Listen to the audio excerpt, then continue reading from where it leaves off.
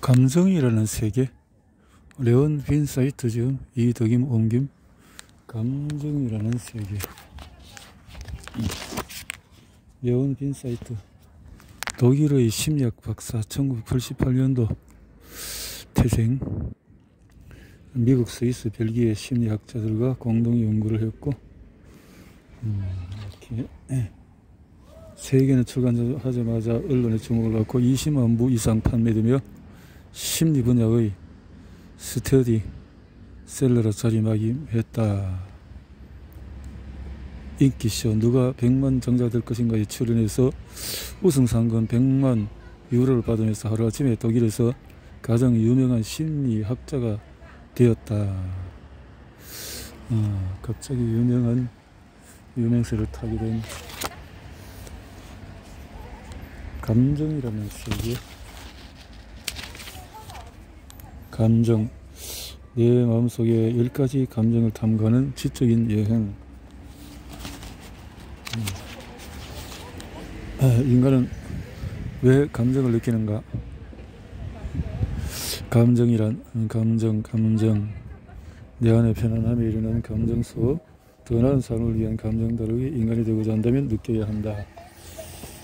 인간이 되고자 한다면 왜 감정을 느끼나? 두 번째 신호등 앞에 왔어야 내가 울고 있다는 사실을 깨달았다. 녹음실을 나와서 스쿠터를 타고 집으로 돌아가는 교차로에 서 있었는데 느닷없이 눈물이 쏟아진 것이다. 그날 아침에는 팟캐스트 녹음이 있었고 두 사람을 각각 1시간씩 인터뷰했다. 둘 다 어린 시절의 심각한 풍력을 겪었다. 이들의 묘사는 충격적이었고 그 속에서는 상처 입은 감정이 메아리치고 있었다. 심리학적인 나는 그런 상황에서도 침착함을 유지해야 한다. 감정을 표현하는 것은 전문가다운 행동이 아니므로 나는 대화를 이어가면서 훈련받은 대로 통제를 했다. 끔찍한 이야기가 이어졌지만 영악한 질문으로 인터뷰를 차분하게 이끌었다. 나는 살면서 울어본 적이 거의 없다. 특히 남들 앞에서는. 하지만 교차로에 있었을 때 나는 어찌할 바를 몰랐다. 괴로움과 충격, 슬픔이 깊숙이 솟아올랐다. 처음에는 이런 내 모습을 서서치게 놀랐다. 그들과의 대화가 나에게 어떤 영향을 끼치는지 알아차리지 못했던 것이다. 조금 전에 나는 인터뷰가 끝나자마자 자리를 떴다. 그들과의 만남은 내게 이미 종료된 일이었고 마음은 벌써 다음 인터뷰로 향하고 있었다.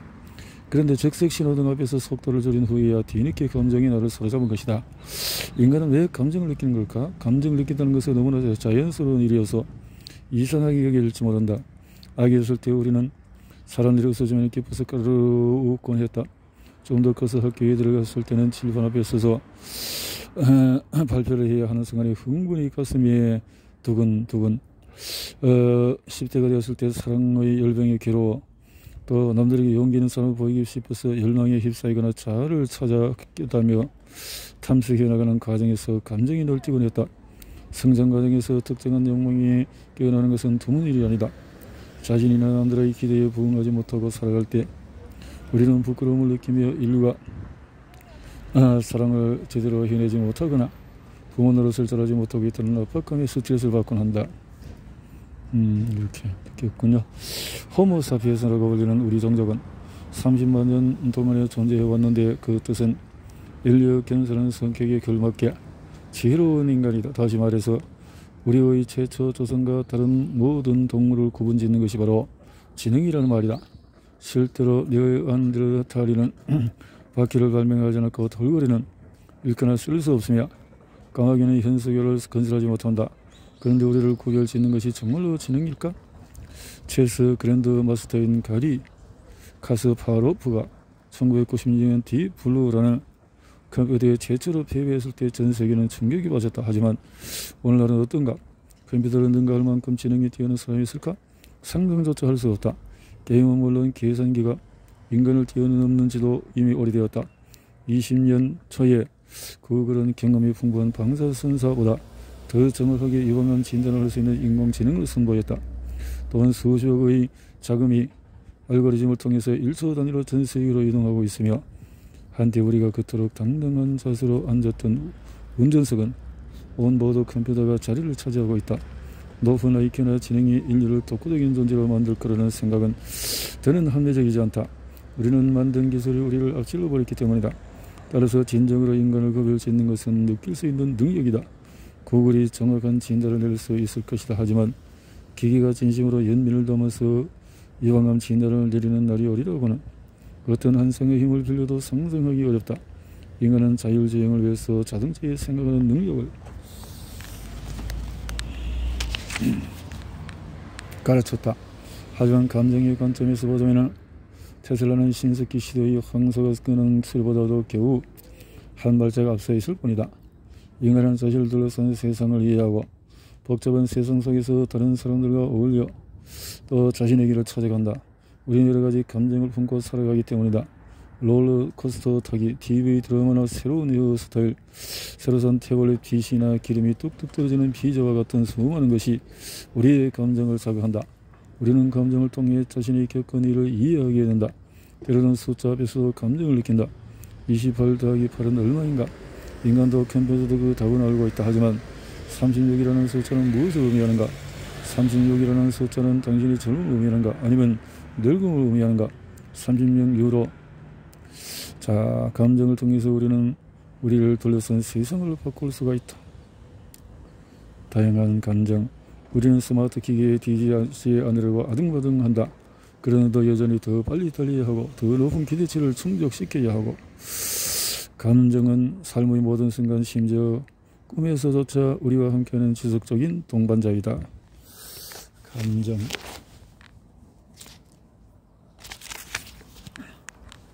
이 모든 행위를 우리는 병들게 한다.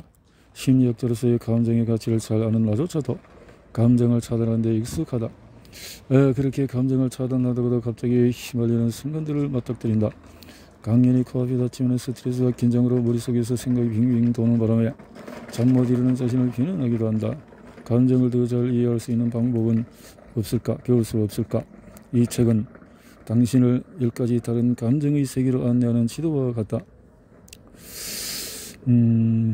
오래되었지만 우리는 여전히 감정에 대해서 아는 것이 거의 없다. 다행히도 이제 서서히 변화가 시작되고 있다. 싱가포르와 보고타, 토론토, 로스앤젤레스, 뉴욕에서부터 바헤닝은 보훔, 예루살렘과 테헤란 이르기까지 전 세계에서 우리 인간이 무엇을 왜 느끼는지에 대해 연구가 진행되고 있다. 나는 이 책에서 최신 뇌 스캔 실험과 같은 놀라운 실험의 결과를 비롯해 수많은 당대 최고의 연구자가 세계 곳곳에서 통찰한 결과물을 정리했다. 당신은 무엇이 두려운가요? 하버드 대학의 교수 제롬 게이컨이 던진 질문에 대해 곰곰이 생각해보려고 잠시 멈춘 순간 나는 다른 어느 때보다도 나 자신에 대해서 많은 것을 알게 되었다. 우리는 관계 속에서 영원히 사랑을 유지할 수 있을까요? 헬렌 피셔는 160개 이상의 문학관을 대상으로 사랑에 대해서 영감에서 위와 같은 질문을 던짐으로써 나에게 완전히 새로운 시각을 열어주었다. 왜 우리는 타인에게보다 자기 자신에게 훨씬 더 엄격할까요? 심리학자이자 신경학자 교수인 마크 리어리의 도움이 없었다면 나는 자신과 친구가 되는 것이 얼마나 쉬운 일인지 결코 이해하지 못했을 것이다. 모두가 평생 농사지어 쌓아둔 지식의 창고를 열어 나에게 조금씩 들어주었고, 그 덕분에 나 또한 다른 이들과 지식을 나누는 즐거움을 누릴 수 있었다. 각종 내용은 수십 차례의 연구 작업과 학술 토론, 주요 전문가들의 저서를 종합한 거대한 빙산을 바탕으로 한다. 이 모든 자료를 나의 관점으로 재구성해 이 책을 완성할 수 있었다. 죽음이나 슬픔을 겪으면서 어려움에 빠지는 관계, 이 일에 대한 과도한 열정의 위험성과 번아웃 현상을 다루는 데는 나의 개인적인 경험이 반영되었다. 여러분은 내가 감정을 느끼는 것을 우리 몸에 대한 깨달음 그리고 공존에 대한 인식으로 받아들이는 것을 알아차릴 것이다. 이는 우리가 감정이라는 세계의 낯선 영역으로 들어갈 수 있도록 해준다. 나이가 들수록 시간이 더 빨리 가는 이유는 무엇일까? 어떻게 하면 분노를 긍정적인 에너지로 바꿀 수 있을까? 우리는 언제 인도인들이 말하는 오비만을 느낄까? 또한 티베트 불교에서 말하는 자비를 발휘하는 것이 어떻게 우리 정신의 보탬이 될까?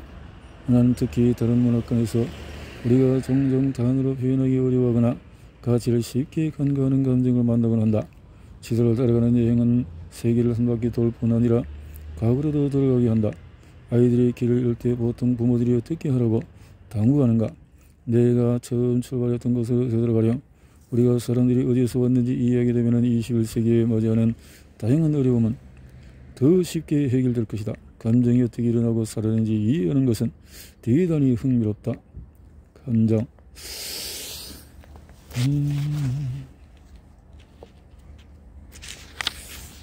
나쁜 감정이란 없다. 두려움. 나쁜 감정이란 없다.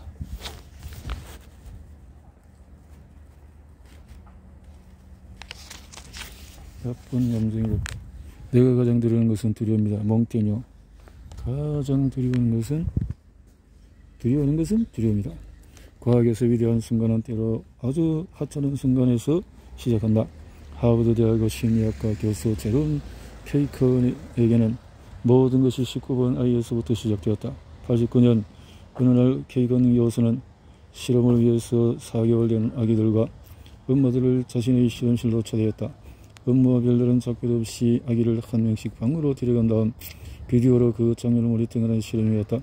아기를 데리고 방으로 들어가자마자 갑자기 학생께서는 소리가 나면서 어떤 목소리가 들렸다. 안녕 아가야, 잘 지냈어?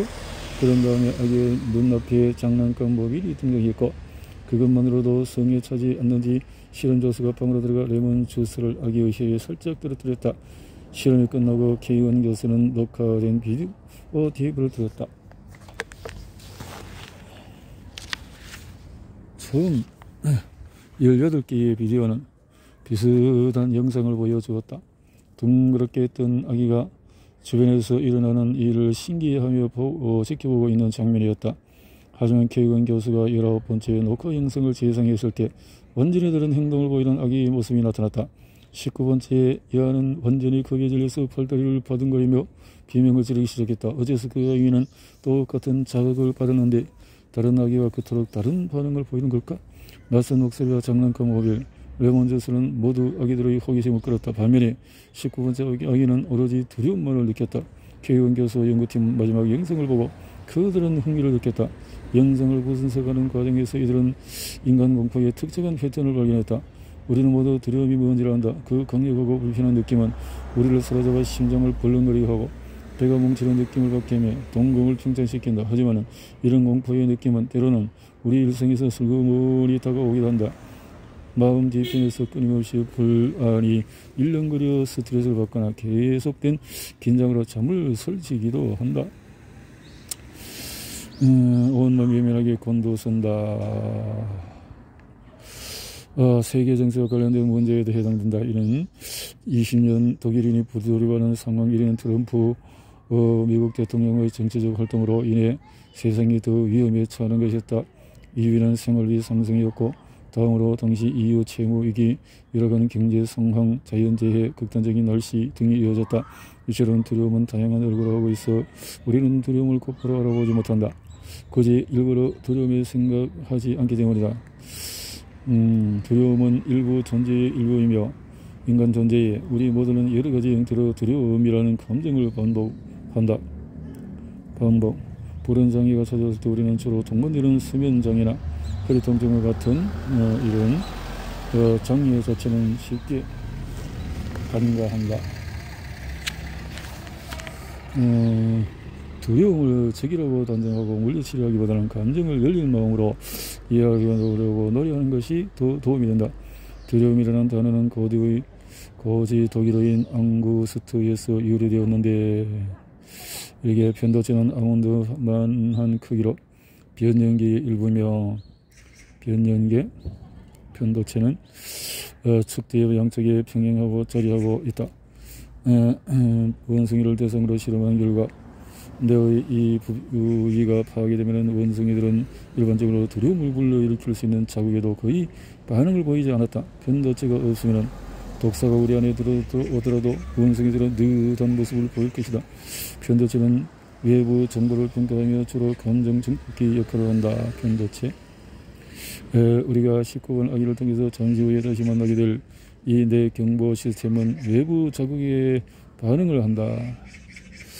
이런 아이는 생후 6개월 정도 된 아기도 검이나 뱀을 보면 스트레스를 받는 것이 밝혀졌다. 진화의 관점에서 볼 때 독성 있는 동물은 인간 자성에게 그들은 위험이 있기 때문에 이런 매우 합리적인 반응이라고 볼 수 있다. 뱀.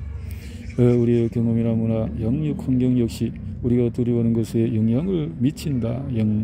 이런 자극에 의해서 경보 시스템이 울리면 우리에게 세 단계로 영향을 미치는 강력한 공포의 프로세스가 밀리초 단위로 설정된다. 첫 번째로 몸이 반응한다. 혈압이 상승하고 호흡이 얕다 빨라지고 살아남기 위해서 모든 에너지를 써야 하므로 소화가 느려진다.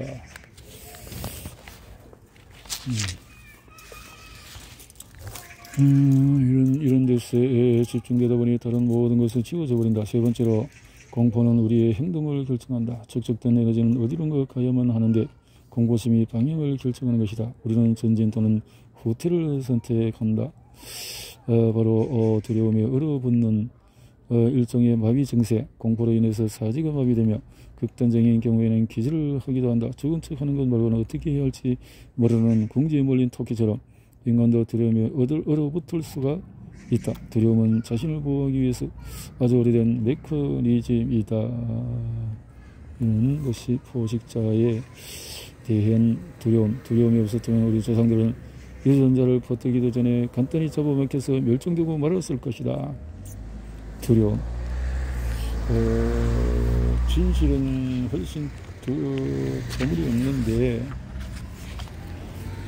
이렇게 해서 서구 세계 맥도날드가 이슬람 국가보다 몇 배나 더 위협적이라고 해도 과언이 아닌데 저녁 뉴스에서 정기적으로 이러한 통계를 발표해서도 있지만 우리는 그 수치를 보고도 걱정을 하지 않는다. 우리 뇌는 테러를 극도로 무서운 것으로 해석하는 반면에 TV에 나오는 빅맥과 누텔라 광고를 보고는 전혀 걱정을 하지 않는다. 우리의 두려움이 얼마나 빨리 적어는지 지켜보는 것도 놀랍다. 우리가 알지 못하는 바이러스는 우리가 통제할 수 없는 문제다. 너무나 특이한 것이어서 밤낮으로 뉴스 헤드라인을 장식한다. 이러한 보도는 큰 두려움이 원천이기도 하다. 기후재앙이나 내성세균, 패스트푸드, 오염된 바다, 또 바이러스, 기하급수적인 확산과 같은 진짜 위험은 우리의 뇌로는 이해하기 어려운 것이다. 우리는 개인적인 두려움에서도 같은 문제에 직면한다. 너무 가까워지는 것을 두려워하면서도 동시에 버림받거나 외롭게 홀로남는 것을 무서워한다. 소외에 대해서 두려워하기도 하고 언뜻 보기에 두려움은 오늘 우리의 세상에 많은 고통을 가져다 저는 파괴적인 힘에 불과하다. 하지만 이는 절반의 진실일 뿐이다. 두려움은 여전히 커다란 가치가 숨어있다. 19번 학기가 관한 이야기를 들어보면 중요한 점을 이해할 수 있을 것이다. 케이건 교수의 연구팀은 수백 명의 다른 영유아를 대상으로 위에서 언급한 실험을 수행했으며 평가 과정에서 약 20%의 아이들이 19번 아기처럼 행동한다는 것을 발견했다. 케이건 교수는 고반응성 타입이라고 불렀는데 반응성이 매우 높은 유형이다. 아기와 40%는 정반대 행동을 하고 학생기를 비롯한 여러 자극을 가하는 목소리에 거의 반응하지 않는 아기들은 저반응성으로 분류되고 나머지 아기들은 두 그룹 중에서 어느 한 그룹에도 명확하게 속하지 않았다. 케이건 교수는 아기가 4개월이 지난 시점에서 이미 근본적으로 다른 공포의 반응을 보인다는 사실을 밝혔다. 19번 우리는 모든 아이가 18살 될 때까지 자주 방문했고 쭉 지켜보았지요 라고 91살의 케이건 교수는 여전히 열정적인 목소리로 말했다.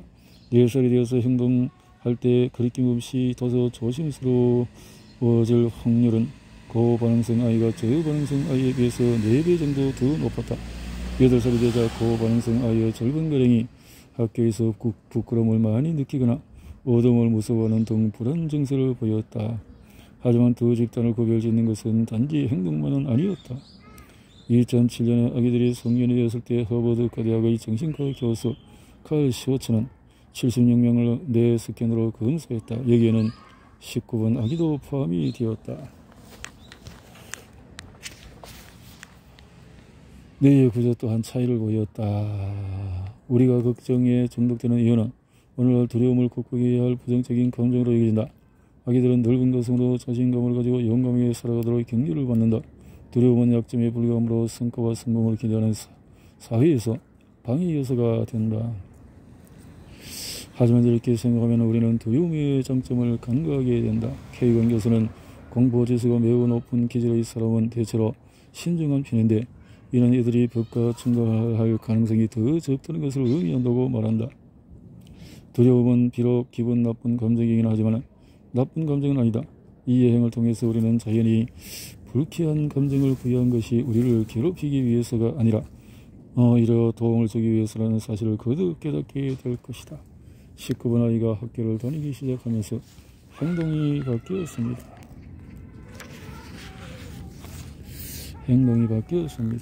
K원 교수는 전생에 동안에 두 가지 큰 발견을 했다. 1989년에 교수는 우리 인간이 태어날 때부터 각기 다른 수준의 두려움을 느낀다는 사실을 보여주었다. 19번 아기는 다행히도 헬리콥터 부모 밑에서 자라지는 않았다고 K는 회상했다.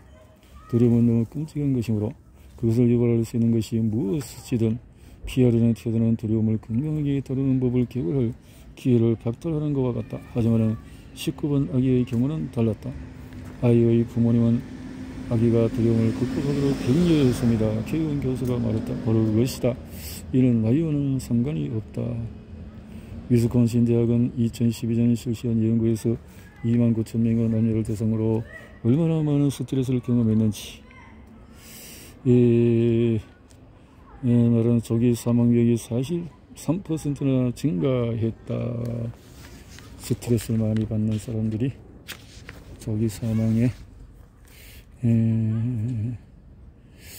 이 실험에서 실험 대상자들은 사람들 한 무리 앞에서 노래를 불러야 했고 대부분 불안감을 느낄 수밖에 없었는데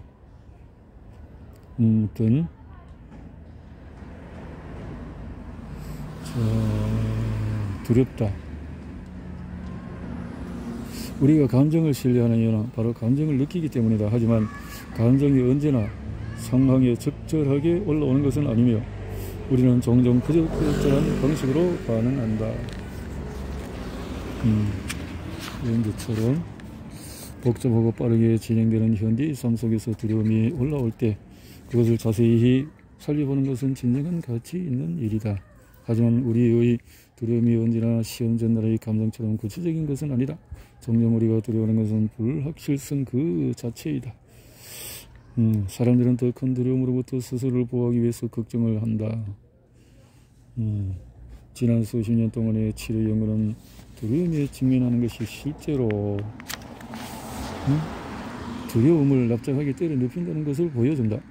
고소 공포증이 있는 사람은 고층 건물 옥상 테라스 난간으로 강제로 걸어가도록 하는 치료를 받는다. 공포는 최대치로 증가하고 생명을 지닌 여기치는 이 극단적인 상태의 진짜 공포를 영원히 유지할 수가 없다. 불안장애가 있든 없든 경험을 통해서 불안감은 줄어든다. 두려움 경험을 통해서 해보고 두려움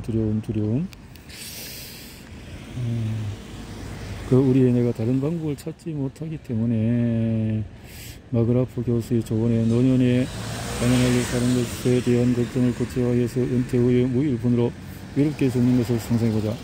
가능한 한 구체적이고 수치화된 형태로 최악의 상황을 상상해보면 두려움이 밀려들 것이다.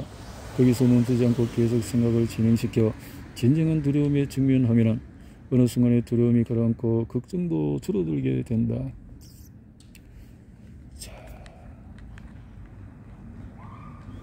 두려움